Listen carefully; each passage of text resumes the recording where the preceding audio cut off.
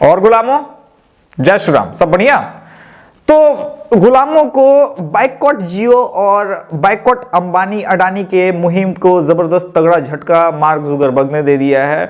Mark Zuckerberg और मतलब जो फेसबुक के, इंस्टाग्राम के और व्हाट्सएप के सबके मालिक हैं या सीईओ हैं, वो रिलायंस सीईओ और एमडी चेयरमैन के साथ जो है, जो कि मुकेश अंबानी हैं, उनके साथ एक मीटिंग हुई थी कल। और उस मीटिंग में उन्होंने कहा कि हम व्हाट्सएप पे लॉन्च कर रहे हैं और जियो के साथ उसका टाई अप है, रिलायंस के साथ उसका टाई अप है। यहाँ पे बेचारे लंगर के साथ साथ वो भारती मित्तल वाला सिम भी वो बेच रहे थे। बोले बाइकआउट करो, वो ऐसे रिलायंस को जब तक बाइकआउट नहीं करोगे ना, मोदी नहीं डरेगा।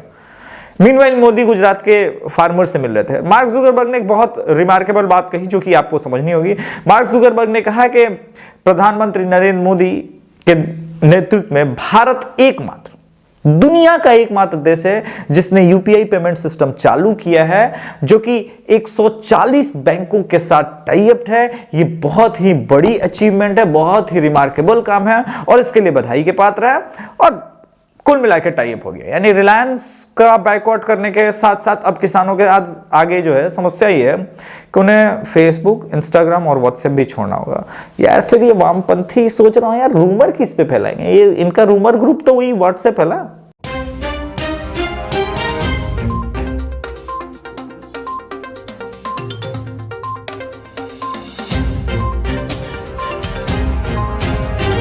खैर, किसान आंदोलन अपने जिद पे है और उनका मानना है कि भाई चुपचाप मोदी जी बिल वापस ले ली। ये बात और है कि राकेश टिकैत जैसे लोगों का मानना था अभी 6 महीने पहले तक कि भाई ये बहुत ही बढ़िया बिल है और इस बिल को सरकार ने ला करके हम पे बड़ी कृपा की है। वैसे 30 किसान संगठनों ने भारत के द्वारा, मोदी सरकार के द्वारा लाए गए इस किसान बिल का समर्थन किया है।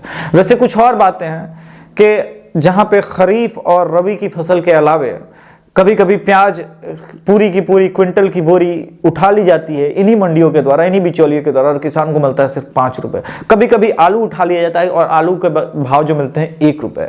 वैसे राजस्थान में बाजरे का एमएसपी नहीं मिल रहा है। इस बारे में भी किसान यूनियन और किसान ट्रेडर्स सोचे, हो सकता है राजस्थान में भी आंदोलन करने का मौका मिले। 1 मिनट, राहुल गांधी के खिलाफ कौन आंदोलन करेगा? सोनिया मां के खिलाफ? ये देश क्या मतलब मोदी के बाप की है? कहीं भी आंदोलन चालू हो जाएगा? ऐसा नहीं होता है।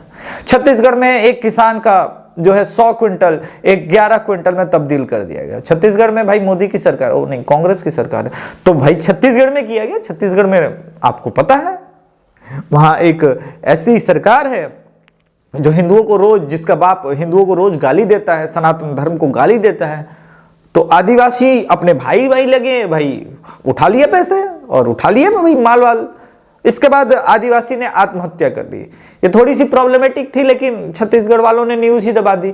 एनडीटीवी के नमस्कार मैं रवीश कुमार को ये बात याद नहीं आया कि उसकी भी जान की कीमत शायद तबरेज जैसी हो सकती है या बाकी किसानों की तरह हो सकती है। जिस प्रकार से एनडीटीवी रोज कैमरा लेके ऐसे कवर करता है ना वहां पे बॉर्डर पे जाके, तो वो हो सकती थी।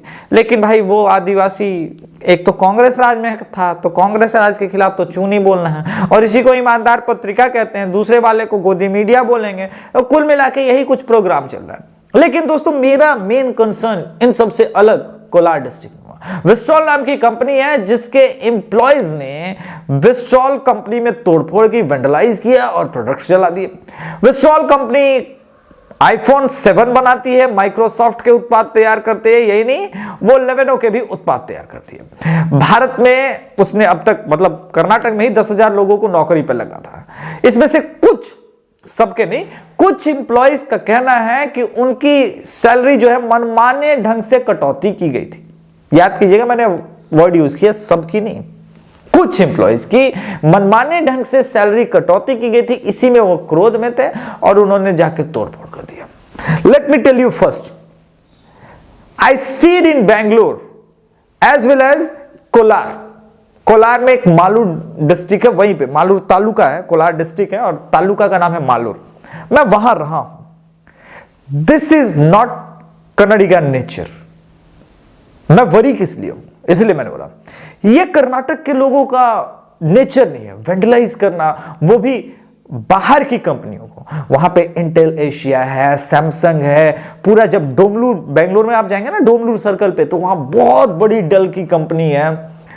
एंड वहां के लोगों को पता है कि हमारी कर्नाटक की 60-65% जो रोटेशनल इनकम है, इको इकोनॉमिक सिस्टम है, इन्हीं कंपनी और इनके एम्प्लॉयज पे है।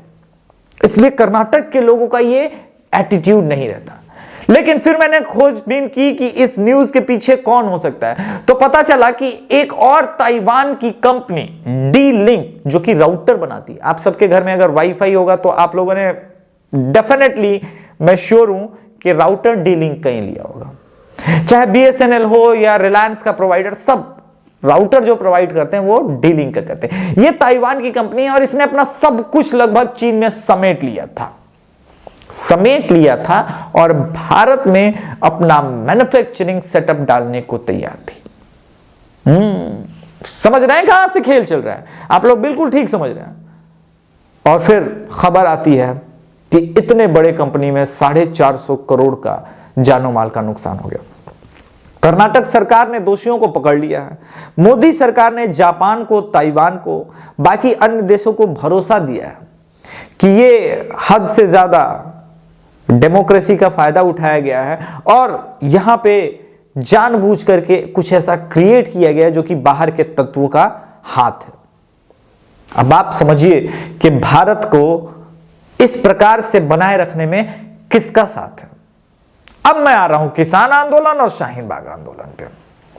मैंने क्यों कहा कि भारत को अनस्टेबल करना है? पिछली बार जब हमारी हरदीप सर से बात हो रही थी तो उन्होंने बताया था, और उनके वीडियो में भी आप लोगों ने सुना होगा, कि एक ताकत है जो चाहती है कि इस पूरे मिडिल ईस्ट और साउथ एशिया पैसिफिक और भारतीय उपमहाद्वीप में एक किंग मेकर ना बने या एक किंग के तरह ना उभरे। वो है भारत, जी, इंडिया।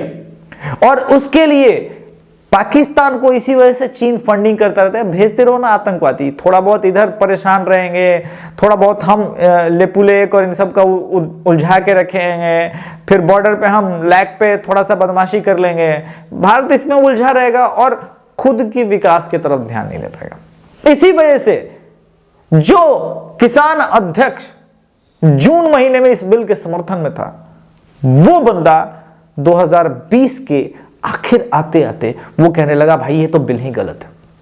मोदी सरकार तमाम संशोधन तक करने को तैयार है। इस पे किसानों का कहना है कि भाई जो गिफ्ट हमको चाहिए ही नहीं, वो गिफ्ट तुम क्यों दे रहे हो?